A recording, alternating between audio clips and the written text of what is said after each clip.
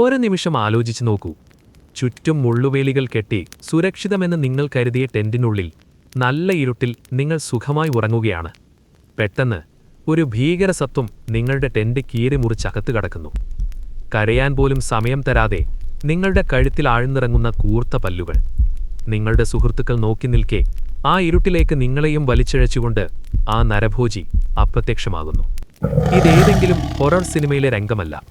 1898 സാവോയിലെ railway ക്യാമ്പുകളിൽ ഓരോ രാത്രിയും അരങ്ങേറിയ ഭീകരമായ യാഥാർത്ഥ്യമാണ്.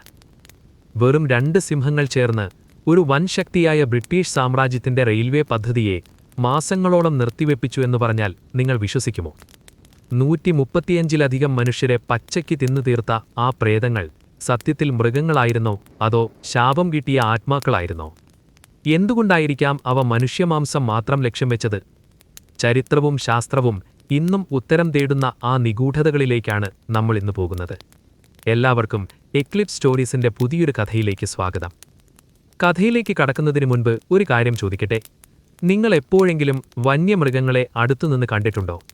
മൃഗശാലയിലല്ലാതെ കാടിന്റെ വന്യതയിൽ ഒരു സിംഹത്തെയോ കടുവയെയോ നേരിട്ട് കണ്ടിട്ടുള്ളവർ ആ അനുഭവം താഴെ കമന്റ് ചെയ്യണേ. അതുപോലെ നിങ്ങൾ ആദ്യമായാണ് ഈ ചാനൽ കാണുന്നതെങ്കിൽ ഇത്തരം ആവേശകരമായ ചരിത്രങ്ങൾക്കായി ഇപ്പോൾ തന്നെ സബ്സ്ക്രൈബ് ചെയ്യാൻ മറക്കരുത്. അപ്പോൾ നമുക്ക് തുടങ്ങാം. സാവോയിലെ ആ ഭീതിതമായ നാളുകളിലേക്ക്. 19-ാം നൂറ്റാണ്ടിന്റെ അവസാന വർഷങ്ങളിൽ ബ്രിട്ടീഷ് സാമ്രാജ്യം കിഴക്കൻ ആഫ്രിക്കയിൽ തങ്ങളുടെ സാമ്പത്തികവും രാഷ്ട്രീയവുമായ സ്വാധീനം ഉറപ്പിക്കുന്നതിന്റെ ഭാഗമായി ആസൂത്രണം ചെയ്ത വലിയൊരു പദ്ധതിയായിരുന്നു ഉഗാണ്ട റെയിൽവേ. മൊംബാസ തുറമുഖത്ത് നിന്ന് വിക്ടോറിയ തടാകം വരെ നീളുന്ന ഈ റെയിൽവേ പാതയുടെ നിർമ്മാണം കേവലം ഒരു ഗതാഗത മാർഗമെന്നതിലുപരി ആഫ്രിക്കൻ വൻകരയുടെ ഉൾഭാഗങ്ങളിലേക്കുള്ള ബ്രിട്ടീഷ് ആധിപത്യത്തിന്റെ കവാടമായിട്ടാണ് കണക്കാക്കപ്പെട്ടിരുന്നത്. 1895-ൽ ബ്രിട്ടീഷ് പാർലമെന്റ് അംഗീകരിച്ച ഈ പദ്ധതിക്ക് അക്കാലത്ത് ഏകദേശം 5 ദശലക്ഷം പൗണ്ടിലധികം ചിലവ് പ്രതീക്ഷിച്ചിരുന്നു. ദുർഘടമായ ഭൂപ്രകൃതിയും വന്യജീവികളുടെ സാന്നിധ്യവും കാരണം ഈ പാതയുടെ നിർമ്മാണം അത്യന്തം അപകടകരമാകുമെന്ന് തുടക്കത്തിൽ തന്നെ വിലയിരുത്തപ്പെട്ടിരുന്നു. എങ്കിലും ആഫ്രിക്കയിലെ പ്രകൃതി വിഭവങ്ങൾ ചൂഷണം ചെയ്യുന്നതിനും ആഭ്യന്തര വ്യാപാരം സുഗമമാക്കുന്നതിനുമായി ബ്രിട്ടൻ ഈ പദ്ധതിയുമായി മുന്നോട്ടു പോകുകയായിരുന്നു. ഈ വലിയ റെയിൽവേ പദ്ധതിക്ക് ആവശ്യമായ സാങ്കേതിക പരിജ്ഞാനമുള്ള തൊഴിലാളികൾ ആഫ്രിക്കയിൽ അന്ന് ലഭ്യമായിരുന്നില്ല. ഇതിനെ തുടർന്ന് ബ്രിട്ടീഷ് ഇന്ത്യയിൽ നിന്ന് കരാർ അടിസ്ഥാനത്തിൽ ഏകദേശം 32,000-ലധികം തൊഴിലാളികളെ കെനിയയിലേക്ക് എത്തിക്കാൻ തീരുമാനിച്ചു. ഇതിൽ ഭൂരിഭാഗവും പഞ്ചാബ്, ഗുജറാത്ത്, കറാച്ചി തുടങ്ങിയ മേഖലകളിൽ നിന്നുള്ളവരായിരുന്നു. കഠിനമായ ജോലി സാഹചര്യങ്ങളും വിദേശ രാജ്യത്തെ കാലാവസ്ഥാ മാറ്റവും പരിഗണിക്കാതെയാണ് ഈ തൊഴിലാളികൾ ആഫ്രിക്കയുടെ ഉൾവനങ്ങളിലേക്ക് അയക്കപ്പെട്ടത്. 1896-ൽ നിർമ്മാണം ആരംഭിച്ച പാത 1898-ന്റെ തുടക്കത്തിൽ കെനിയയിലെ സാവോ നദീതീരത്തെത്തിച്ചേർന്നു.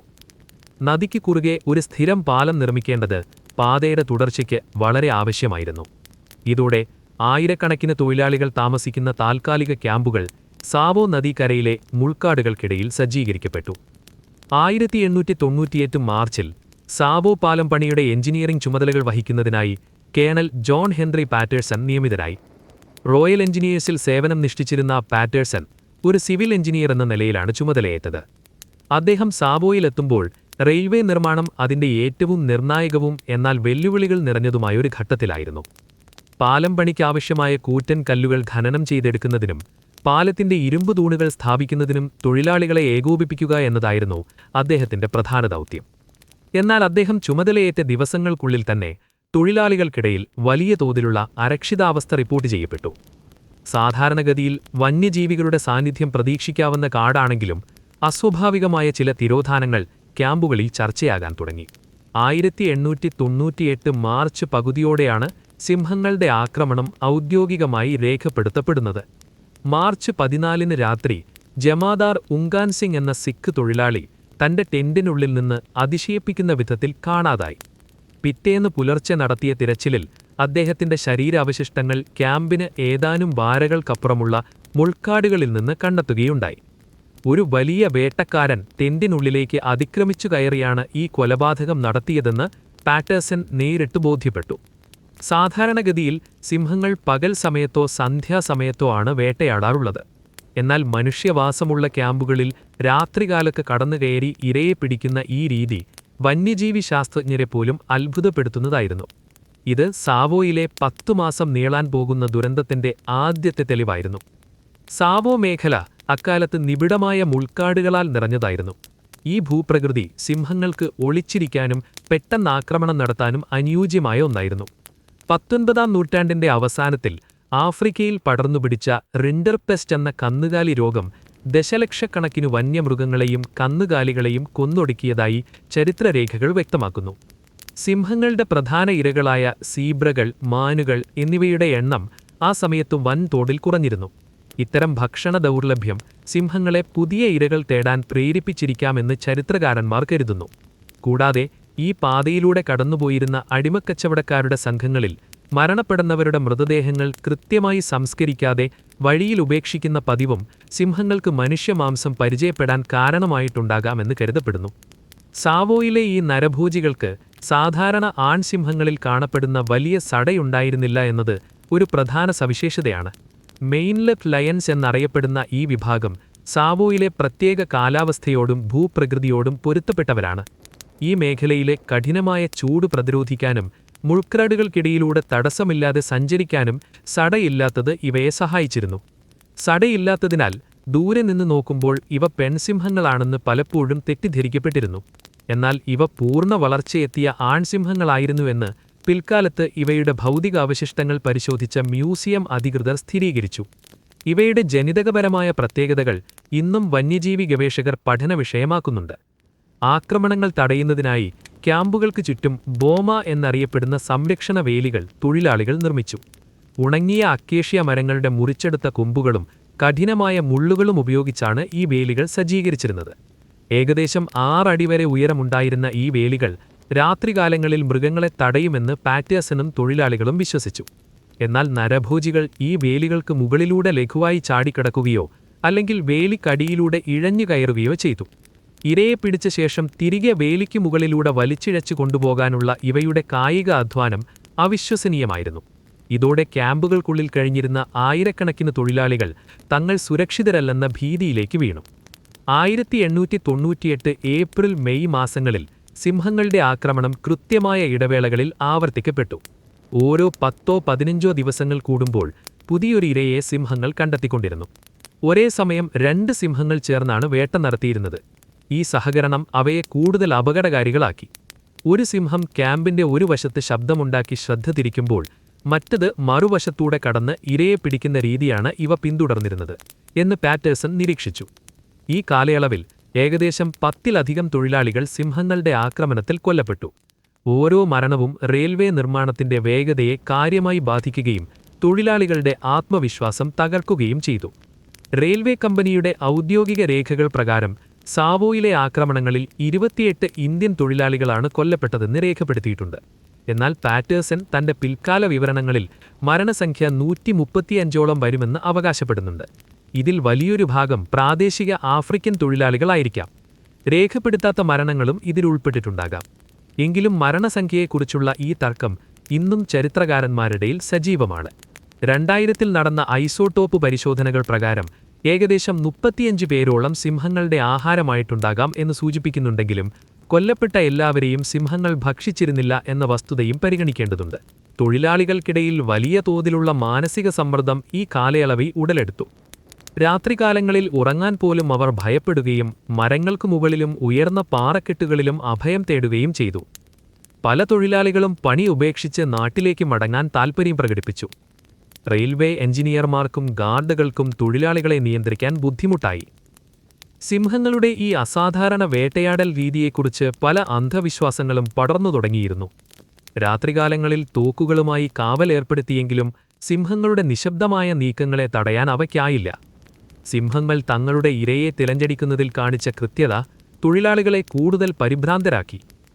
സിംഹങ്ങളെ പിടികൂടാൻ പാറ്റേഴ്സൺ പല വഴികളും നോക്കി. കാട്ടിനുള്ളിൽ മച്ചാനുകൾ കെട്ടി അദ്ദേഹം രാത്രി മുഴുവൻ കാത്തിരുന്നു. സിംഹങ്ങൾ വരാൻ സാധ്യതയുള്ള വഴികളിൽ തോക്കുമായി പതിയിരുന്നെങ്കിലും ഓരോ തവണയും അവ പാറ്റേഴ്സനെ വെട്ടിച്ച് രക്ഷപ്പെട്ടു. വെടിയുതിർക്കാൻ അദ്ദേഹം ലക്ഷ്യം വയ്ക്കുമ്പോഴേക്കും അപകടം മണത്തറിഞ്ഞെന്ന പോലെ അവ ഇരുട്ടിലേക്ക് അപ്രത്യക്ഷമാകുമായിരുന്നു. ഇറച്ചിയിൽ വിഷം കലർത്തിവെച്ചെങ്കിലും സിംഹങ്ങളത് തൊട്ടുപോലുമില്ല. ജീവനുള്ള മൃഗങ്ങളെ കെണിയായി ഉപയോഗിച്ചുള്ള പരീക്ഷണങ്ങളും പാളിപ്പോയി. മനുഷ്യരുടെ സാന്നിധ്യം തിരിച്ചറിയാനും അപകടങ്ങളിൽ നിന്ന് ഒഴിഞ്ഞുമാറാനുമുള്ള സിംഹങ്ങളുടെ ഈ അസാമാന്യ ബുദ്ധി പാറ്റേഴ്സനെ ശരിക്കും കുഴപ്പത്തിലാക്കി. ഓരോ പരാജയവും അദ്ദേഹത്തിന്റെ സമ്മർദ്ദം വർദ്ധിപ്പിച്ചു. 1898 ഓഗസ്റ്റ് ആയപ്പോഴേക്കും സാവോയിലെ സ്ഥിതിഗതികൾ പൂർണ്ണമായും നിയന്ത്രണാതീതമായി. നിർമ്മാണ പ്രവർത്തനങ്ങൾ പലയിടത്തും സ്തംഭിച്ചു. സിംഹങ്ങൾ തങ്ങളുടെ വേട്ടയാടൽ കേന്ദ്രങ്ങൾ ഓരോ ദിവസവും മാറ്റി പരീക്ഷിച്ചുകൊണ്ടിരുന്നു. ഇത് ഒരേ സമയം ഒന്നിലധികം ക്യാമ്പുകളെ ഒരേപോലെ ഭീതിയിലാഴ്ത്തി. പാറ്റേഴ്സൺ ഉന്നത ഉദ്യോഗസ്ഥരിൽ നിന്ന് കൂടുതൽ സുരക്ഷാ സൈനികരെ ആവശ്യപ്പെട്ടു. പാലം പണി പൂർത്തിയാക്കാൻ നിശ്ചയിച്ചിരുന്ന സമയപരിധി ഇതിനോടകം തന്നെ പിന്നിട്ടിരുന്നു. സാവോയിലെ ഈ പ്രതിസന്ധി ബ്രിട്ടീഷ് കൊളോണിയൽ ഭരണകൂടത്തിന് ആഗോളതലത്തിൽ തന്നെ വലിയ നാണക്കേടായി മാറി. തുടർന്നുള്ള മാസങ്ങളിൽ സിംഹങ്ങളെ നേരിടാൻ കൂടുതൽ ശാസ്ത്രീയവും പ്രായോഗികവുമായ തയ്യാറെടുപ്പുകൾ നടത്താൻ പാറ്റേഴ്സൺ നിർബന്ധിതനായി. 1898 സെപ്റ്റംബർ മാസമായപ്പോഴേക്കും സാവോയിലെ റെയിൽവേ നിർമ്മാണ മേഖലയിൽ സിംഹങ്ങളുടെ സാന്നിധ്യം വെറുമൊരു വന്യജീവി ശല്യം എന്നതിലുപരി വലിയൊരു ഭരണപരമായ പ്രതിസന്ധിയായി പരിണമിച്ചു. തൊഴിലാളികളുടെ ജീവൻ സംരക്ഷിക്കുന്നതിനായി ക്യാമ്പുകൾക്ക് ചുറ്റുമുള്ള മുൾവേലികൾ കൂടുതൽ വിപുലീകരിക്കാനും ഉയരം കൂട്ടാനും കേണൽ പാറ്റേഴ്സൺ ഉത്തരവിട്ടു. എന്നിരുന്നാലും ഈ പ്രതിരോധ സംവിധാനങ്ങൾ സിംഹങ്ങളുടെ ആക്രമണത്തെ തടയുന്നതിൽ പൂർണ്ണമായും വിജയിച്ചില്ല.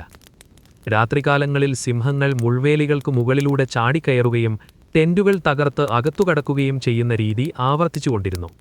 സിംഹങ്ങൾ ഒരേ സമയം ഒന്നിലധികം ക്യാമ്പുകളിൽ പ്രത്യക്ഷപ്പെടുന്നത് അവയുടെ എണ്ണത്തെക്കുറിച്ച് തൊഴിലാളികൾക്കിടയിൽ ആശയക്കുഴപ്പമുണ്ടാക്കി. ഈ സാഹചര്യം റെയിൽവേയുടെ ആകെ ഉൽപ്പാദനക്ഷമതയെ സാരമായി ബാധിച്ചു. പലപ്പോഴും പകൽ സമയങ്ങളിൽ പോലും തൊഴിലാളികൾ ജോലിക്കിറങ്ങാൻ ഭയപ്പെട്ടു. ബ്രിട്ടീഷ് ഉദ്യോഗസ്ഥരിൽ നിന്നും റെയിൽവേ കമ്പനിയിൽ നിന്നും ഈ പ്രശ്നത്തിന് ശാശ്വത പരിഹാരം കാണാനുള്ള വലിയ സമ്മർദ്ദം പാറ്റേഴ്സന്റെ മേൽ ഇക്കാലത്തുണ്ടായിരുന്നു. സിംഹങ്ങളെ നേരിടാൻ കേണൽ പാറ്റേഴ്സൺ ശാസ്ത്രീയവും സാങ്കേതികവുമായ ചില കെണികൾ ആവിഷ്കരിക്കാൻ തീരുമാനിച്ചു. ഇതിന്റെ ഭാഗമായി അദ്ദേഹം ഉപയോഗശൂന്യമായ റെയിൽവേ വാഗണുകൾ ഉപയോഗിച്ച് മാരകമായൊരു കെണി നിർമ്മിക്കുകയുണ്ടായി. ഒരു ചരക്കു വാഗണിനെ 2 ഭാഗങ്ങളാക്കി തിരിച്ച് ഒരു വശത്ത് സിംഹത്തിനുള്ളിലേക്ക് കയറാൻ കഴിയുന്ന വിധത്തിൽ ശക്തമായ ഇരുമ്പ് വാതിലുകൾ ഘടിപ്പിക്കുകയും മറുവശത്ത് തോക്കുമായി ഇരിക്കാനുള്ള ഒരു സുരക്ഷിത മുറി സജ്ജീകരിക്കുകയും ചെയ്തു. ഇതിനുള്ളിൽ ഇരയായി മൃഗങ്ങളെ കെട്ടിയിട്ട ശേഷം സിംഹം ഉള്ളിൽ പ്രവേശിക്കുമ്പോൾ വാതിൽ താനെ അടയുന്ന രീതിയിലായിരുന്നു ഇതിന്റെ പ്രവർത്തനം. ഒന്നിലധികം രാത്രികൾ പാറ്റേഴ്സണും സഹായികളും ഈ വാഗണിനുള്ളിൽ സിംഹത്തെ കാത്തിരുന്നു. ചില രാത്രികളിൽ സിംഹങ്ങൾ വാഗണിന്റെ പരിസരത്തെത്തുകയും ലോഹത്തിനു മുകളിൽ നഖങ്ങൾ കൊണ്ട് മാന്തുകയും ചെയ്തെങ്കിലും അവ ഒരിക്കലും കെണിക്കുള്ളിൽ പ്രവേശിച്ചില്ല. മൃഗങ്ങളുടെ ഈ ജാഗ്രത അവ വെറും സാധാരണ വേട്ടക്കാരല്ലെന്നും തങ്ങളുടെ ചുറ്റുപാടുമുള്ള മാറ്റങ്ങൾ കൃത്യമായി നിരീക്ഷിക്കുന്നവരാണെന്നും പാറ്റേഴ്സൺ ബോധ്യപ്പെടുത്തി. 1898 ഒക്ടോബർ മാസത്തിൽ സിംഹങ്ങളുടെ ആക്രമണം മുൻപത്തേക്കാൾ കൂടുതൽ കൃത്യതയുള്ളതായി മാറി.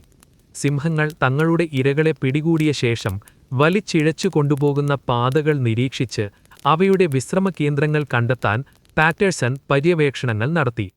ഈ യാത്രകൾക്കിടയിൽ സാവോയിലെ സിംഹങ്ങളുടെ ശാരീരികമായ സവിശേഷതകൾ അദ്ദേഹം സൂക്ഷ്മമായി നിരീക്ഷിച്ചു. സടയില്ലാത്ത ഈ സിംഹങ്ങൾ കഠിനമായ പേശീബലമുള്ളവയും സാധാരണ ആഫ്രിക്കൻ സിംഹങ്ങളെക്കാൾ വേഗതയിൽ കാടിനുള്ളിലൂടെ നീങ്ങാൻ കഴിയുന്നവയുമായിരുന്നു. സടയില്ലാത്തത് മുൾക്കാടുകൾക്കിടയിലൂടെ നിശബ്ദമായി ഇഴയാൻ അവയെ സഹായിച്ചു. രാത്രികാലങ്ങളിൽ മനുഷ്യരുടെ സാന്നിധ്യം മണത്തറിയാനും വെടിയൊച്ചകൾ കേട്ടാൽ നിമിഷങ്ങൾക്കുള്ളിൽ ഇരുട്ടിലേക്ക് മറയാനുമുള്ള അവയുടെ കഴിവ് പാറ്റേഴ്സനെ സംബന്ധിച്ച് വലിയൊരു വെല്ലുവിളിയായി. സിംഹങ്ങൾ മനുഷ്യശരീരത്തിലെ മാംസം മാത്രം ഭക്ഷിക്കുകയും ബാക്കിയുള്ള ഭാഗങ്ങൾ ഉപേക്ഷിക്കുകയും ചെയ്യുന്ന രീതിയും ഇക്കാലത്ത് ശ്രദ്ധിക്കപ്പെട്ടു. നവംബർ പകുതിയോടെ സാവോയിലെ തൊഴിലാളി ക്യാമ്പുകളിൽ കടുത്ത പ്രതിഷേധം പൊട്ടിപ്പുറപ്പെട്ടു. സിംഹങ്ങളെ വകവരുത്താതെ റെയിൽവേ പാതയുടെ നിർമ്മാണം മുന്നോട്ടു കൊണ്ടുപോകാൻ കഴിയില്ലെന്ന് തൊഴിലാളി നേതാക്കൾ പാറ്റേഴ്സനെ അറിയിച്ചു. സാഹചര്യം ശാന്തമാക്കാൻ അദ്ദേഹം ബ്രിട്ടീഷ് മിലിറ്ററിയിൽ നിന്ന് കൂടുതൽ അത്യാധുനിക റൈഫിളുകളും വെടിക്കോപ്പുകളും എത്തിക്കാൻ നടപടി സ്വീകരിച്ചു. രാത്രികാലങ്ങളിൽ സിംഹങ്ങൾ നിലത്തുനിന്നുള്ള ആക്രമണത്തിന് സാധ്യതയുണ്ടെന്ന് മനസ്സിലാക്കിയ അദ്ദേഹം മരങ്ങൾക്ക് മുകളിൽ പ്രത്യേകം തയ്യാറാക്കിയ മച്ചാനുകളിൽ ഇരുന്ന് കാത്തിരിക്കാൻ തീരുമാനിച്ചു. നിലത്തുനിന്ന് നിശ്ചിത ഉയരത്തിലിരുന്നാൽ സിംഹങ്ങളുടെ നീക്കങ്ങൾ കൂടുതൽ വ്യക്തമായി കാണാൻ കഴിയുമെന്ന് അദ്ദേഹം കരുതി. എങ്കിലും സാവോയിലെ വെളിച്ചമില്ലാത്ത രാത്രികളിൽ കാടിന്റെ നിഗൂഢതകൾക്കിടയിലൂടെ നീങ്ങുന്ന സിംഹങ്ങളെ തോക്കിന്റെ ദൂരപരിധിയിലെത്തിക്കുക എന്നത് അത്യന്തം ദുഷ്കരമായ ദൗത്യമായിരുന്നു. പല രാത്രികളിലും സിംഹങ്ങൾ പാറ്റേഴ്സൺ ഇരിക്കുന്ന മരത്തിന് സമീപം വരെ എത്തുന്നത് പതിവായി. ഡിസംബർ 3-ന് നടന്ന ഒരാക്രമണത്തിൽ അദ്ദേഹം തലനാരിഴയ്ക്കാണ് രക്ഷപ്പെട്ടത്. സിംഹങ്ങളുടെ വേട്ടയാടൽ രീതിയെക്കുറിച്ച് പാറ്റേഴ്സൺ നടത്തിയ നിരീക്ഷണങ്ങൾ പ്രകാരം അവയ്ക്ക് ഒരു പ്രത്യേക സഞ്ചാരപഥമുണ്ടായിരുന്നുവെന്ന് അദ്ദേഹം തിരിച്ചറിഞ്ഞു. ഈ പാതയിൽ ഒരിടത്ത് അദ്ദേഹം ഒരു നിരീക്ഷണ കേന്ദ്രം നിർമ്മിക്കുകയും അവിടെ മങ്ങിയ വെളിച്ചം നൽകുന്ന വിളക്കുകൾ സ്ഥാപിച്ച് രാത്രികാലങ്ങളിൽ കാത്തിരിപ്പ് തുടരുകയും ചെയ്തു. സിംഹങ്ങളെ പ്രകോപിപ്പിക്കാതെ അവയെ കൃത്യമായ ദൂരപരിധിയിലെത്തിച്ച് വെടിവെച്ചിടാൻ അനുയോജ്യമായ ഒരു പദ്ധതി അദ്ദേഹം ആസൂത്രണം ചെയ്തു. സിംഹങ്ങൾ വെളിച്ചത്തോട് കാണിക്കുന്ന പ്രതികരണവും അദ്ദേഹം പഠനവിധേയമാക്കി. കാടിനുള്ളിലെ ചെറിയ അനക്കങ്ങൾ പോലും അദ്ദേഹം അതീവ ശ്രദ്ധയോടെ നിരീക്ഷിച്ചു പോന്നു. ഡിസംബർ 9-ന് വൈകുന്നേരം പാറ്റേഴ്സൺ തന്റെ പ്രതിരോധ തന്ത്രത്തിൽ നിർണായകമായൊരു മാറ്റം വരുത്തി. അദ്ദേഹം ഒരു പശുവിനെ ഇരയായി കെട്ടിയിട്ട് അതിനു സമീപം ഒരു മരത്തിൽ മച്ചാൻ നിർമ്മിച്ച് അതീവ ജാഗ്രതയോടെ കാത്തിരുന്നു. അന്ന് രാത്രി ആകാശം മേഘാവൃതമായിരുന്നതിനാൽ കാടിനുള്ളിൽ പൂർണ്ണമായ ഇരുട്ടായിരുന്നു. ഏകദേശം അർദ്ധരാത്രിയോടടുത്തപ്പോൾ മുൾക്കാടുകൾക്കിടയിൽ നിന്ന് ഉണങ്ങിയ ഇലകൾ ചതയുന്ന ശബ്ദം അദ്ദേഹം കേട്ടു. അത് ആദ്യത്തെ നരഭോജി സിംഹമായിരുന്നു. സിംഹം നേരിട്ട് പശുവിനെ ആക്രമിക്കുന്നതിനു പകരം പാറ്റേഴ്സൺ ഇരിക്കുന്ന മരത്തിനു ചുറ്റും വളരെ സമയം വലം വയ്ക്കാൻ തുടങ്ങി. മനുഷ്യ സാന്നിധ്യം സിംഹം തിരിച്ചറിഞ്ഞു എന്ന് ഇത് വ്യക്തമാക്കുന്നു. സിംഹത്തിന്റെ കണ്ണുകൾ ഇരുട്ടിൽ പ്രതിഫലിക്കുന്നത് കണ്ട പാറ്റേഴ്സൺ തന്റെ ശ്വാസം അടക്കിപ്പിടിച്ച് വെടിവെക്കാൻ അനുയോജ്യമായ നിമിഷത്തിനായി കാത്തിരുന്നു. സിംഹം തന്റെ മരത്തിന് തൊട്ട് താഴെ എത്തിയ നിമിഷം പാറ്റേഴ്സൺ തന്റെ .303 റൈഫിളിൽ നിന്ന് ആദ്യത്തെ വെടിയുതിർത്തു. വെടിയുണ്ട സിംഹത്തിന്റെ ശരീരത്തിൽ തറച്ചുകയറി. വേദന കൊണ്ട് ഭീകരമായി അലറിയ സിംഹം പിന്തിരിഞ്ഞോടി. പാറ്റേഴ്സൺ ഉടൻ തന്നെ രണ്ടാമത്തെ വെടിയും ഉതിർത്തു. ആ വെടിയുണ്ടയും ലക്ഷ്യസ്ഥാനത്ത് തറച്ചു എന്ന് ശബ്ദത്തിൽ നിന്ന് അദ്ദേഹം മനസ്സിലാക്കി. എന്നാൽ സിംഹം ഇരുട്ടിലേക്ക് മറഞ്ഞു. അന്ന് രാത്രി ബാക്കിയുള്ള സമയം മുഴുവൻ അദ്ദേഹം മരത്തിന് മുകളിൽ തന്നെ തുടരാൻ തീരുമാനിച്ചു. കാരണം മുറിവേറ്റ സിംഹം കൂടുതൽ അപകടകാരിയാകാൻ സാധ്യതയുണ്ടായിരുന്നു. പ്രഭാതം വിരിയുന്നതുവരെ അദ്ദേഹം ഉറക്കമില്ലാതെ മരത്തിനു മുകളിൽ തോക്കുമായി കാത്തിരുന്നു. കാടിന്റെ നിശബ്ദതയിൽ സിംഹത്തിന്റെ മുറൾച്ചകൾ അല്പസമയം കൂടി കേൾക്കാമായിരുന്നുവെങ്കിലും പിന്നീട് പൂർണ്ണമായ നിശബ്ദത പടർന്നു. ഡിസംബർ 10-ന് പുലർച്ചെ ക്യാമ്പുകാർഡുകളുടെയും വിശ്വസ്തരായ ഏതാനും തൊഴിലാളികളുടെയും സഹായത്തോടെ പാറ്റേഴ്സൺ തിരച്ചിൽ ആരംഭിച്ചു. കാടിനുള്ളിലെ രക്തത്തുള്ളികൾ പിന്തുടർന്ന് നടത്തിയ പരിശോധനയിൽ ക്യാമ്പിൽ നിന്ന് ഏതാനും വാരുകൾ മാത്രമകലെ ആദ്യത്തെ സിംഹത്തിന്റെ ജഡം കണ്ടെത്തി. 10 അടി 8 ഇഞ്ച് നീളമുള്ള ആ കൂറ്റൻ സിംഹത്തിന് സടയുണ്ടായിരുന്നില്ല എന്നത് അദ്ദേഹം നേരിട്ട് കണ്ടു. സിംഹത്തിന്റെ ഭീമാകാരമായ ശരീരം ക്യാമ്പിലേക്കെത്തിക്കാൻ നിരവധി തൊഴിലാളികൾക്ക് കഠിനാധ്വാനം ചെയ്യേണ്ടി വന്നു. തങ്ങളെ ഭീതിയിലഴ്ത്തിയ നരഭോജികളിലൊന്ന് കൊല്ലപ്പെട്ട വാർത്ത അറിഞ്ഞതോടെ തൊഴിലാളികൾ വലിയ ആവേശത്തോടെ ക്യാമ്പിൽ ഒത്തുകൂടി. 10 മാസമായി തുടരുന്ന ദുരന്തത്തിന് അറുതിയാകുന്നു എന്ന പ്രതീക്ഷ അന്നെല്ലാവരിലും ഉണ്ടായെങ്കിലും രണ്ടാമത്തെ സിംഹം ഇപ്പോഴും കാടിനുള്ളിൽ സ്വതന്ത്രമായി നടക്കുന്നുണ്ടെന്ന കാര്യം പാറ്റേഴ്സനെ കൂടുതൽ ജാഗ്രതയുള്ളവനാക്കി. കൊല്ലപ്പെട്ട സിംഹത്തെ പാറ്റേഴ്സൺ വിശദമായ പരിശോധനകൾക്ക് വിധേയമാക്കി. അതിന്റെ വലതുഭാഗത്തെ മുൻപല്ലുകളിലൊന്ന് പകുതിയോളം തകർന്ന നിലയിലായിരുന്നു എന്ന് അദ്ദേഹം കണ്ടെത്തി. ഈ ശാരീരിക വൈകല്യം മൃഗത്തിന് കാട്ടുപോത്തുകളെപ്പോലെയുള്ള കടുപ്പമേറിയ തോലുള്ള ഇരകളെ വേട്ടയാടാൻ തടസ്സമുണ്ടാക്കിയിരിക്കാമെന്ന് അദ്ദേഹം നിഗമനത്തിലെത്തി. മുറിവേറ്റ പല്ലുമൂലമുണ്ടായ കടുത്ത വേദനയും അണുബാധയും സിംഹത്തെ മൃദുവായ മാംസമുള്ള മനുഷ്യരെ ഇരയാക്കാൻ പ്രേരിപ്പിച്ചിരിക്കാമെന്ന ശാസ്ത്രീയ നിഗമനം ഇന്നും പ്രസക്തമാണ്. ഈ സിംഹത്തിന്റെ തോൽ ശാസ്ത്രീയമായി ഉണക്കി സൂക്ഷിക്കാൻ അദ്ദേഹം നടപടി സ്വീകരിച്ചു. സിംഹത്തിന്റെ ഭൗതികാവശിഷ്ടങ്ങളെക്കുറിച്ചുള്ള വിവരങ്ങൾ അദ്ദേഹം പിന്നീട് ലണ്ടനിലെ ശാസ്ത്രസഭകളിലേക്ക് അയച്ചുകൊടുക്കുകയും ഇത് വലിയ ചർച്ചകൾക്ക് വഴിവെക്കുകയും ചെയ്തു. ആദ്യത്തെ സിംഹം കൊല്ലപ്പെട്ട് ഏതാനും ദിവസങ്ങൾക്കുള്ളിൽ തന്നെ രണ്ടാമത്തെ സിംഹത്തിന്റെ സാന്നിധ്യം വീണ്ടും പ്രകടമായി തുടങ്ങി. തന്റെ പങ്കാളിയുടെ മരണം തിരിച്ചറിഞ്ഞതുപോലെ ഈ സിംഹം കൂടുതൽ ജാഗ്രതയോടെയും എന്നാൽ ക്രൂരമായും നീങ്ങാൻ തുടങ്ങി. സിംഹം ക്യാമ്പിനു ചുറ്റും പതിവിലും കൂടുതൽ തവണ രാത്രികാലങ്ങളിൽ ചുറ്റിക്കറങ്ങുന്നത് പാറ്റേഴ്സൺ നിരീക്ഷിച്ചു. രണ്ടാമത്തെ സിംഹം വലിപ്പത്തിൽ ആദ്യത്തേതിനേക്കാൾ അല്പം കൂടി വലുതാണെന്നും അതിന്റെ ആക്രമണ ശൈലി കൂടുതൽ പ്രവചനാതീതമാണെന്നും അദ്ദേഹം മനസ്സിലാക്കി. ഈ സാഹചര്യം റെയിൽവേ അധികൃതരെ വീണ്ടും സമ്മർദ്ദത്തിലാഴ്ത്തി. തൊഴിലാളികൾക്കിടയിൽ ആദ്യമുണ്ടായ ആശ്വാസം പതുക്കെ അപ്രത്യക്ഷമാവുകയും രണ്ടാമത്തെ സിംഹത്തെ വകവരുത്താനുള്ള നടപടികൾ ഊർജിതമാക്കാൻ പാറ്റേഴ്സൺ തീരുമാനിച്ചു. ഡിസംബർ പകുതിയായപ്പോഴേക്കും രണ്ടാമത്തെ സിംഹത്തെ കൊല്ലാനായി പാറ്റേഴ്സൺ തന്റെ വേട്ടയാടൽ തന്ത്രങ്ങൾ കൂടുതൽ പരിഷ്കരിച്ചു. രാത്രി മുഴുവൻ ക്യാമ്പിന് ചുറ്റും ഉയർന്ന വെളിച്ചമുള്ള വിളക്കുകൾ തെളിച്ചുവെച്ചും കാടിനുള്ളിൽ പ്രത്യേക ശബ്ദങ്ങൾ ഉണ്ടാക്കിയും സിംഹത്തെ ഒരു പ്രത്യേക ദിശയിലേക്ക് നയിക്കാൻ അദ്ദേഹം ശ്രമിച്ചു. ഈ സമയത്ത് റെയിൽവേ നിർമ്മാണം മന്ദഗതിയിൽ പുനരാരംഭിക്കാൻ അദ്ദേഹം തൊഴിലാളികൾക്ക് നിർദ്ദേശം നൽകി. തൊഴിലാളികൾക്ക് മാനസിക പിന്തുണ നൽകുന്നതിനായി പാറ്റേഴ്സൺ രാത്രികാലങ്ങളിൽ ക്യാമ്പുകളിൽ നേരിട്ട് കാവൽ നിൽക്കുകയും അവരോടൊപ്പം സമയം ചെലവഴിക്കുകയും ചെയ്തു. രണ്ടാമത്തെ സിംഹം നേരിട്ടുള്ള ഏറ്റുമുട്ടലുകൾ ഒഴിവാക്കി നിഴലുകളിൽ ഒളിച്ചിരിക്കാൻ ഇഷ്ടപ്പെട്ടെങ്കിലും അതിന്റെ സാന്നിധ്യം ഓരോ നിമിഷവും ക്യാമ്പിന് സമീപം അനുഭവപ്പെട്ടിരുന്നു. 1898 ഡിസംബർ 27-ന് വൈകുന്നേരം രണ്ടാമത്തെ സിംഹവുമായുള്ള അന്തിമ ഏറ്റുമുട്ടൽ നടന്നു. പാറ്റേഴ്സൺ സിംഹത്തിന്റെ സ്ഥിരമായ ഒളിതാവളത്തിന് സമീപം ഒരു മരത്തിന് മുകളിൽ കാത്തിരുന്നു. സിംഹം അദ്ദേഹത്തെ നേരിട്ട് ആക്രമിക്കാൻ ശ്രമിച്ച ഘട്ടത്തിൽ അദ്ദേഹം നടത്തിയ കൃത്യമായ വെടിവയ്പിൽ സിംഹത്തിന് ഗുരുതരമായി പരിക്കേറ്റു. ചോര വാർന്നിട്ടും ആ മൃഗം അസാമാന്യമായ കായിക ബലത്തോടെ പാറ്റേഴ്സന് നേരെ കുതിക്കാൻ ശ്രമിച്ചു. അവസാനത്തെ വെടിയുണ്ട കൂടി ലക്ഷ്യസ്ഥാനത്ത് തറച്ചതോടെ രണ്ടാമത്തെ നരഭോജിയും കീഴടങ്ങി. ഇതോടെ 10 മാസത്തോളം സാവോയെ ഭീതിയിലാഴ്ത്തിയ നരനായാട്ടിന് ഔദ്യോഗികമായി വിരാമമായി. റെയിൽവേ നിർമ്മാണം പൂർണ്ണതോതിൽ പുനരാരംഭിക്കാനുള്ള വഴി ഇതോടെ തെളിയുകയും കിഴക്കൻ ആഫ്രിക്കയുടെ ചരിത്രത്തിലെ കറുത്ത ഒരു അധ്യായത്തിന് അറുതിയാവുകയും ചെയ്തു. രണ്ടാമത്തെ നരഭോജി സിംഹം കൂടി കൊല്ലപ്പെട്ടതോടെ സാവോയിലെ റെയിൽവേ നിർമ്മാണ മേഖലയിൽ 10 മാസത്തോളമായി നിലനിന്നിരുന്ന കഠിനമായ ഭീഷണിക്ക് ഔദ്യോഗികമായി വിരാമമായി. 1898 ഡിസംബർ അവസാന വാരത്തിൽ തൊഴിലാളികൾക്കിടയിലുണ്ടായ ആശ്വാസം വിവരണാതീതമായിരുന്നു. ഇത് റെയിൽവേയുടെ നിർമ്മാണ വേഗതയെ പെട്ടെന്ന് തന്നെ ഗുണപരമായി ബാധിച്ചു. പാറ്റേഴ്സൺ ഈ മൃഗങ്ങളുടെ ശരീരഘടനയെയും അവയുടെ വേട്ടയാടൽ രീതികളെയും കുറിച്ച് കൂടുതൽ ഗൗരവകരമായ പഠനങ്ങൾ നടത്താൻ ഈ ശാന്തമായ സമയം പ്രയോജനപ്പെടുത്തി. 2 സിംഹങ്ങളും അസാമാന്യമായും വലിപ്പമുള്ളവയായിരുന്നുവെന്നും അവയ്ക്ക് സടയുണ്ടായിരുന്നില്ല എന്ന വസ്തുത അദ്ദേഹം തന്റെ ഔദ്യോഗിക റിപ്പോർട്ടുകളിൽ പ്രത്യേകം അടിവരയിട്ടു. ഈ സിംഹങ്ങളുടെ തോൽ കേടുപാടുകളില്ലാതെ ഉണക്കി സൂക്ഷിക്കാൻ അദ്ദേഹം വിദഗ്ധരുടെ സഹായം തേടി.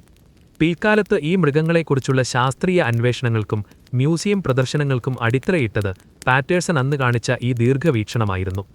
സാവോയിലെ വന്യതയിൽ നടന്ന ഈ പോരാട്ടം വെറുമൊരു വേട്ടയാടലല്ല, മറിച്ച് മനുഷ്യന്റെ പുരോഗതിയും വന്യപ്രകൃതിയുടെ അതിജീവനവും തമ്മിലുള്ള സംഘർഷമായിരുന്നുവെന്ന് അദ്ദേഹം തിരിച്ചറിഞ്ഞു. സിംഹങ്ങളുടെ അന്ത്യം ഉറപ്പാക്കിയതോടെ 1899 തുടക്കത്തിൽ തന്നെ റെയിൽവേ പാതയുടെയും പാലത്തിന്റെയും പണികൾ യുദ്ധകാലാടിസ്ഥാനത്തിൽ പുനരാരംഭിച്ചു. സിംഹങ്ങളെ ഭയന്ന് നിർമ്മാണ മേഖലയിൽ നിന്ന് പലായനം ചെയ്ത ആയിരക്കണക്കിന് തൊഴിലാളികൾ തിരിച്ചെത്തിയത് പദ്ധതിയുടെ ആത്മവിശ്വാസം വലിയ തോതിൽ വർദ്ധിപ്പിച്ചു. പാറ്റേഴ്സൺ പാലത്തിന്റെ സങ്കീർണമായ എഞ്ചിനീയറിംഗ് ജോലികളിൽ പൂർണ്ണമായി ശ്രദ്ധ കേന്ദ്രീകരിക്കുകയും 1899 ജൂലൈ മാസത്തിനുള്ളിൽ നിർമ്മാണം പൂർത്തിയാക്കാൻ ലക്ഷ്യമിടുകയും ചെയ്തു. തൊഴിലാളികളുടെ ക്യാമ്പുകൾ പുനഃസംഘടിപ്പിക്കുകയും രാത്രികാലങ്ങളിലെ കർശനമായ സുരക്ഷാ ക്രമീകരണങ്ങൾ തുടരുകയും ചെയ്തു.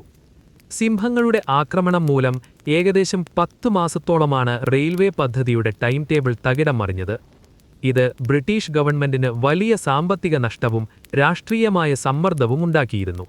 എങ്കിലും പ്രകൃതിയുടെ വെല്ലുവിളികളെ മറികടന്ന് റെയിൽവേ പാത മുന്നോട്ട് കുതിച്ചത് സാമ്രാജ്യത്വത്തിന്റെ വിജയമായി അക്കാലത്ത് കൊണ്ടാടപ്പെട്ടു. 1899 ജൂലൈ മാസത്തിൽ സാവോ നദിക്ക് കുറുകെയുള്ള സ്ഥിരം റെയിൽവേ പാലത്തിന്റെ നിർമ്മാണം വിജയകരമായി പൂർത്തിയായി. സ്റ്റീൽ ഉപയോഗിച്ച് നിർമ്മിച്ച ഈ കൂറ്റൻ പാലം അക്കാലത്തെ കിഴക്കൻ ആഫ്രിക്കയിലെ മികച്ച എഞ്ചിനീയറിംഗ് അത്ഭുതങ്ങളിലൊന്നായി കണക്കാക്കപ്പെട്ടു. പാലത്തിലൂടെ ആദ്യത്തെ ട്രെയിൻ ചൂളം വിളിച്ച് കടന്നുപോയപ്പോൾ അത് സാവോയിലെ ദുരന്തപൂർണമായ നാളുകളുടെ അന്ത്യമായി ചരിത്രത്തിൽ രേഖപ്പെടുത്തപ്പെട്ടു. പാറ്റേഴ്സൺ ഈ പദ്ധതിക്ക് നേതൃത്വം നൽകിയതിന് റെയിൽവേ കമ്പനിയിൽ നിന്ന് വലിയ പുരസ്കാരങ്ങളും ബഹുമതികളും ഏറ്റുവാങ്ങി. എങ്കിലും നിർമ്മാണവേളയിലുണ്ടായ വലിയ ജീവഹാനി റെയിൽവേ അധികൃതരെ വലിയ തോതിലുള്ള വിമർശനങ്ങൾക്കിരയാക്കി. സുരക്ഷാ വീഴ്ചകളെക്കുറിച്ചും മൃഗങ്ങളെ പ്രതിരോധിക്കുന്നതിലുണ്ടായ വീഴ്ചകളെക്കുറിച്ചും ബ്രിട്ടീഷ് പാർലമെന്റിൽ നടന്ന ചർച്ചകൾ അക്കാലത്ത് വലിയ വാർത്തയായിരുന്നു. മനുഷ്യബലിയുടെ മുകളിൽ പണിത പാലം എന്ന പേര് ഈ നിർമ്മിതിക്ക് പിൽക്കാലത്ത് ചാർത്തപ്പെട്ടു. കൊല്ലപ്പെട്ട സിംഹങ്ങളുടെ പല്ലുകളിലും എല്ലുകളിലും നടത്തിയ ആധുനികമായ പരിശോധനകൾ അവയുടെ അസാധാരണമായ ആക്രമണ സ്വഭാവത്തെക്കുറിച്ച് വിപ്ലവകരമായ ചില സൂചനകൾ നൽകി. 2 സിംഹങ്ങൾക്കും പല്ലുകളിൽ കടുത്ത അണുബാധയും താഴത്തെ താടിയെല്ലിൽ ഒടിവുകളും ഉണ്ടായിരുന്നുവെന്ന് പാറ്റേഴ്സന്റെ ആദ്യകാല നിരീക്ഷണങ്ങളെ ശരിവച്ചുകൊണ്ട് മ്യൂസിയം അധികൃതർ കണ്ടെത്തി. വന്യമൃഗങ്ങളെ വേട്ടയാടുമ്പോൾ ഇരകളുടെ കുളമ്പുകൊണ്ടോ മറ്റോ ഉണ്ടായ പരിക്കുകളാകാം ഇതിന് കാരണമെന്ന് കരുതപ്പെടുന്നു. പല്ലികൾക്ക് ബലക്ഷയമുള്ള സിംഹങ്ങൾക്ക് കടുപ്പമേറിയ തോലുള്ള സീബ്രകളെയും കാട്ടുപോത്തുകളെയും വേട്ടയാടാൻ ബുദ്ധിമുട്ടായതിനാലാണ് അവ താരതമ്യേന മൃദുലമായ മാംസമുള്ള മനുഷ്യരെ ഇരയാക്കാൻ തുടങ്ങിയതെന്ന് ആധുനിക മൃഗശാസ്ത്രജ്ഞർ സ്ഥിരീകരിച്ചിട്ടുണ്ട്. ഇത് കേവലം ക്രൂരതയല്ല, മറിച്ച് ശാരീരിക വൈകല്യങ്ങൾക്കിടയിലും ജീവൻ നിലനിർത്താനായുള്ള ഒരു ജൈവിക മാറ്റമായിരുന്നുവെന്ന് ഇതിലൂടെ വ്യക്തമായി. സിംഹങ്ങളുടെ ആക്രമണത്തിൽ കൊല്ലപ്പെട്ടവരുടെ കൃത്യമായ എണ്ണത്തെക്കുറിച്ച് ഇന്നും ചരിത്രകാരന്മാർക്കിടയിൽ വലിയ തർക്കങ്ങൾ നിലനിൽക്കുന്നുണ്ട്. പാറ്റേഴ്സൺ തന്റെ പുസ്തകത്തിൽ 135 പേർ കൊല്ലപ്പെട്ടതായി അവകാശപ്പെടുന്നുണ്ടെങ്കിലും യുഗാണ്ട റെയിൽവേയുടെ ഔദ്യോഗിക രേഖകളിൽ 28 ഇന്ത്യൻ തൊഴിലാളികളുടെ പേരു മാത്രമേ പട്ടികപ്പെടുത്തിയിട്ടുള്ളൂ. എന്നാൽ ഈ കണക്കിൽ പ്രാദേശിക ആഫ്രിക്കൻ തൊഴിലാളികളുടെയോ കരാറില്ലാത്ത മറ്റു ജോലിക്കാരുടെയോ വിവരങ്ങൾ ഉൾപ്പെട്ടിട്ടില്ലാത്തതിനാൽ യഥാർത്ഥ മരണസംഖ്യ പാറ്റേഴ്സൺ പറഞ്ഞ സംഖ്യയോട് അടുത്താകാൻ സാധ്യതയുണ്ടെന്ന് ചില ചരിത്രകാരന്മാർ വാദിക്കുന്നു. 2000-ന് ശേഷം നടന്ന ഐസോടോപ്പ് വിശകലനങ്ങൾ പ്രകാരം ഏകദേശം 35ഓളം മനുഷ്യരെ ഈ സിംഹങ്ങൾ ആഹാരമാക്കിയിട്ടുണ്ടാകുമെന്നാണ് തെളിയിക്കപ്പെട്ടത്. എന്നാൽ ഭക്ഷിക്കാതെ കൊല്ലപ്പെട്ടവരുടെ എണ്ണം കൂടി പരിഗണിക്കുമ്പോൾ ദുരന്തപൂർണമായ അവസ്ഥയുടെ വ്യാപ്തി ഇതിലും വലുതാകാനാണ് സാധ്യത. സാവോയിലെ സിംഹങ്ങൾക്ക് സടയില്ലാതിരുന്നതിന്റെ കാരണങ്ങളെക്കുറിച്ചും പിൽക്കാലത്ത് ലണ്ടനിലെയും ചിക്കാഗോയിലെയും ഗവേഷകർ ശാസ്ത്രീയമായ വിശദീകരണങ്ങൾ പുറത്തുവന്നു. സാവോയിലെ അമിതമായ ചൂടും ഉയർന്ന ഈർപ്പവുമുള്ള കാലാവസ്ഥയിൽ ശരീരത്തിലെ താപനില കൃത്യമായി നിലനിർത്താൻ വലിയ സടകളില്ലാത്തത് സിംഹങ്ങളെ സഹായിക്കുന്നുണ്ടെന്ന് ജൈവശാസ്ത്രപരമായ പഠനങ്ങൾ വ്യക്തമാക്കുന്നു. കൂടാതെ സാവോയിലെ തിങ്ങിനിറഞ്ഞ മുൾക്കാടുകൾക്കിടയിലൂടെ വേട്ടയാടുമ്പോൾ വലിയ സടകൾ മരച്ചില്ലകളിൽ ഉടക്കാനുള്ള സാധ്യതയും കൂടുതലാണ്. ഇത്തരം പരിസ്ഥിതിപരമായ സമ്മർദ്ദങ്ങളാണ് ഈ പ്രദേശത്തെ സിംഹങ്ങളിൽ കാലക്രമേണ ജനിതകപരമായ മാറ്റങ്ങൾ വരുത്തിയത്. ഇത് പാറ്റേഴ്സൺ തന്റെ പുസ്തകത്തിൽ സൂചിപ്പിച്ചതുപോലെ ഒരു അമാനുഷിക സ്വഭാവമല്ല, മറിച്ച് പ്രകൃതിയോട് പൊരുത്തപ്പെടാനുള്ള പരിണാമത്തിന്റെ ഭാഗം മാത്രമായിരുന്നു. 1924-ൽ പാറ്റേഴ്സൺ തന്റെ പക്കലുണ്ടായിരുന്ന സിംഹങ്ങളുടെ തോലുകളും തലയോട്ടികളും $5000 ചിക്കാഗോയിലെ ഫീൽഡ് മ്യൂസിയത്തിന് വിറ്റു. കാലപ്പഴക്കം മൂലം നശിച്ചു തുടങ്ങിയ ഈ അവശിഷ്ടങ്ങൾ മ്യൂസിയത്തിലെ വിദഗ്ധർ അത്യാധുനിക രീതിയിൽ പുനർനിർമ്മിക്കുകയും ജനങ്ങൾക്കായി പ്രദർശിപ്പിക്കുകയും ചെയ്തു. ഇന്നും ഈ മ്യൂസിയത്തിലെ പ്രധാന ആകർഷണമായി സാവോയിലെ സിംഹങ്ങൾ അവിടെ നിലകൊള്ളുന്നു. മ്യൂസിയത്തിലെ ലാബുകളിൽ നടന്ന തുടർ പഠനങ്ങളിൽ നിന്ന് ഈ സിംഹങ്ങൾ തങ്ങളുടെ ജീവിതകാലത്ത് വലിയ തോതിൽ മനുഷ്യമാംസം കഴിച്ചിരുന്നുവെന്നും അവയ്ക്ക് പല്ലുവേദന മൂലം കഠിനമായ അസ്വസ്ഥതകൾ ഉണ്ടായിരുന്നുവെന്നും ശാസ്ത്രീയമായി സ്ഥിരീകരിച്ചു. ഓരോ സിംഹവും എത്രത്തോളം മനുഷ്യമാംസം ആഹാരമാക്കി എന്നതിന്റെ കണക്കുകൾ ഇന്നും പുതിയ ഗവേഷണങ്ങളിലൂടെ പുതുക്കിക്കൊണ്ടിരിക്കുകയാണ്. സാവോ റെയിൽവേ പാതയുടെ നിർമ്മാണം പിന്നീട് കിഴക്കൻ ആഫ്രിക്കയുടെ സാമ്പത്തിക വികസനത്തിൽ വലിയ മാറ്റങ്ങൾ കൊണ്ടുവന്നു. മൊംബാസയിൽ നിന്ന് ഉഗാണ്ടയിലേക്കുള്ള ഈ പാത ആഫ്രിക്കൻ വൻകരയുടെ ഉൾപ്രദേശങ്ങളെ പുറം ലോകവുമായി ബന്ധിപ്പിച്ചു. എങ്കിലും ലുനാറ്റിക് എക്സ്പ്രസ് എന്നറിയപ്പെട്ട ഈ പദ്ധതി പൂർത്തിയാക്കാൻ വേണ്ടിവന്ന മനുഷ്യബലിയും പ്രകൃതിക്ഷോഭങ്ങളും ഇന്നും ലോകചരിത്രത്തിലെ വേദനയേറിയ ഓർമ്മപ്പെടുത്തലായി ശേഷിക്കുന്നു. പാറ്റേഴ്സൺ പണിത ആദ്യത്തെ പാലം ഒന്നാം ലോകമഹായുദ്ധകാലത്ത് ജർമ്മൻ സൈന്യത്തിന്റെ അട്ടിമറിയിൽ തകർക്കപ്പെട്ടിരുന്നു. പിന്നീട് അവിടെ പുതിയ പാലം നിർമ്മിക്കപ്പെട്ടെങ്കിലും പഴയ നിർമ്മിതിയുടെ അടിത്തറയും അവശിഷ്ടങ്ങളും ഇന്നും സാവോയിൽ ഒരു ചരിത്ര സ്മാരകം പോലെ സംരക്ഷിക്കപ്പെടുന്നുണ്ട്. 1907-ൽ പാറ്റേഴ്സൺ തന്റെ അനുഭവങ്ങൾ ചേർത്ത് ഒരു പുസ്തകമെഴുതി. The man eaters of Tsavo എന്ന പുസ്തകം പ്രസിദ്ധീകരിച്ചതോടെ ഇത് ലോകപ്രശസ്തമായ ഒരു സാഹസിക കഥയായി മാറി. അദ്ദേഹത്തിന്റെ വിവരണങ്ങളിൽ വായനക്കാരെ ആവേശം കൊള്ളിക്കുന്നതിനായി ചേർത്ത പല അതിശയോക്തികളും പിൽക്കാലത്ത് ശാസ്ത്രീയമായി ചോദ്യം ചെയ്യപ്പെട്ടുവെങ്കിലും 2 സിംഹങ്ങൾ ഒരു ബ്രിട്ടീഷ് സാമ്രാജ്യത്വ പദ്ധതിയെ മാസങ്ങളോളം സ്തംഭിപ്പിച്ചു എന്നത് അനിഷേധ്യമായ വസ്തുതയാണ്. അദ്ദേഹത്തിന്റെ എഴുത്തിലെ സാഹസിക ശൈലി ഒരു വലിയ ജനവിഭാഗത്തെ ആഫ്രിക്കൻ വന്യതയെക്കുറിച്ചും സിംഹങ്ങളുടെ സ്വഭാവത്തെക്കുറിച്ചും അറിയാൻ പ്രേരിപ്പിച്ചു. വസ്തുതകളും മിത്തുകളും ഇഴചേർന്ന ഈ പുസ്തകം സാഹസിക സാഹിത്യത്തിലെ ഒരു ക്ലാസിക്കായി ഇന്നും പരിഗണിക്കപ്പെടുന്നു. സാവോ നദിയിലെ നരഭോജികളുടെ ചരിത്രം മനുഷ്യനും വന്യമൃഗങ്ങളും തമ്മിലുള്ള അതിർവരമ്പുകളെക്കുറിച്ചുള്ള പുതിയ ചിന്തകൾക്ക് വഴി തുറന്നു. വന്യമൃഗങ്ങളുടെ സ്വാഭാവിക ആവാസവ്യവസ്ഥയിൽ മാറ്റങ്ങൾ വരുത്തുമ്പോഴും അവയുടെ ഇരകൾ കുറയുമ്പോഴും അവ മനുഷ്യരെ ആക്രമിക്കാൻ സാധ്യതയുണ്ടെന്ന് സാവോയിലെ സംഭവങ്ങൾ ലോകത്തിന് മുന്നറിയിപ്പ് നൽകി. ഇന്ന് സാവോ ഒരു സംരക്ഷിത ദേശീയോദ്യാനത്തിന്റെ ഭാഗമാണ്. അവിടെ ഇന്നും സടയില്ലാത്ത സിംഹങ്ങൾ സ്വതന്ത്രമായി വിഹരിക്കുന്നുണ്ടെങ്കിലും 1898-ലേതുപോലെ മനുഷ്യരെ ആക്രമിക്കുന്ന സിംഹങ്ങൾ പിന്നീട് അവിടെ റിപ്പോർട്ട് ചെയ്യപ്പെട്ടിട്ടില്ല. പ്രകൃതിയും പുരോഗതിയും തമ്മിലുള്ള നിരന്തരമായ പോരാട്ടത്തിന്റെ നിശബ്ദ സാക്ഷിയായി സാവോ നദിക്കരയിലെ ആ മുൾക്കാടുകൾ ഇന്നും അവശേഷിക്കുന്നു. സാവോയിലെ അനുഭവങ്ങൾക്ക് ശേഷം പാറ്റേഴ്സന്റെ ജീവിതം തികച്ചും വ്യത്യസ്തമായ പാതകളിലൂടെയാണ് നീങ്ങിയത്. അദ്ദേഹം ഒരു മികച്ച വേട്ടക്കാരൻ എന്ന നിലയിൽ നിന്ന് മാറി ഒരു സൈനിക നേതാവ് എന്ന നിലയിൽ ശ്രദ്ധേയനായി. ഒന്നാം മഹായുദ്ധത്തിൽ ജൂത സൈനികർ ഉൾപ്പെട്ട വിഭാഗങ്ങൾക്ക് നേതൃത്വം നൽകിയ അദ്ദേഹം ഇസ്രായേൽ രാജ്യത്തിന്റെ രൂപീകരണത്തിന് വലിയ പിന്തുണ നൽകിയിരുന്നു. 1947 അദ്ദേഹം അന്തരിച്ചപ്പോൾ ലോകം അദ്ദേഹത്തെ അനുസ്മരിച്ചത് സാവോയിലെ ആ 10 മാസത്തെ അസാമാന്യ ധീരതയുടെ പേരിലായിരുന്നു. എഞ്ചിനീയറിംഗ് ബിരുദത്തെക്കാൾ ഉപരിയായി ലോകം ഇന്നും അദ്ദേഹത്തെ ഓർക്കുന്നത് സാവോയിലെ സിംഹങ്ങളെ തോൽപ്പിച്ച വേട്ടക്കാരൻ എന്ന നിലയിലാണ്. സാവോയിലെ നരഭോജികളെക്കുറിച്ചുള്ള ഈ ചരിത്രപരമായ വിശകലനം ഇവിടെ ഉപസംഹരിക്കുമ്പോൾ അത് നമ്മെ എത്തിക്കുന്നത് പ്രകൃതിയുടെ രഹസ്യങ്ങളിലേക്കും മനുഷ്യന്റെ അതിജീവനത്തിനായുള്ള പോരാട്ടത്തിലേക്കുമാണ്. ചരിത്രരേഖകളിലെ അതിശയോക്തികൾ വകഞ്ഞുമാറ്റിയാൽ പല്ലുവേദന മൂലം വലഞ്ഞ 2 മൃഗങ്ങളും തങ്ങളുടെ തൊഴിൽ പൂർത്തിയാക്കാൻ ശ്രമിച്ച ഒരു കൂട്ടം സാധാരണക്കാരും തമ്മിലുള്ള വലിയൊരു സംഘട്ടനമാണ് നമുക്ക് കാണാൻ കഴിയുന്നത്. സുഹൃത്തുക്കളെ, നിങ്ങൾ ഈ സംഭവത്തെ എങ്ങനെയാണ് വീക്ഷിക്കുന്നത്? പാറ്റേഴ്സന്റെ അതിസാഹസികമായ വിവരണങ്ങളെയാണോ അതോ ആധുനിക ശാസ്ത്രം നൽകുന്ന പല്ലുവേദനയുടെയും പരിസ്ഥിതി മാറ്റത്തിന്റെയും സിദ്ധാന്തങ്ങളെയാണോ നിങ്ങൾ വിശ്വസിക്കുന്നത്? അതോ മനുഷ്യൻ പ്രകൃതിയുടെ നിയമങ്ങളിൽ അനാവശ്യമായി ഇടപെട്ടതുകൊണ്ടാണോ ഈ ദുരന്തമുണ്ടായത് എന്ന് നിങ്ങൾ കരുതുന്നുണ്ടോ? നിങ്ങളുടെ ചിന്തകളും നിഗമനങ്ങളും താഴെ കമന്റ് ബോക്സിൽ രേഖപ്പെടുത്തുമല്ലോ. ഈ വീഡിയോ ഇഷ്ടപ്പെട്ടെങ്കിൽ ലൈക്ക് ചെയ്യാനും ഷെയർ ചെയ്യാനും മറക്കരുത്. കൂടുതൽ ചരിത്ര കൗതുകങ്ങൾക്കായി ചാനൽ സബ്സ്ക്രൈബ് ചെയ്യുക. അടുത്ത വീഡിയോയിൽ കാണാം. നന്ദി.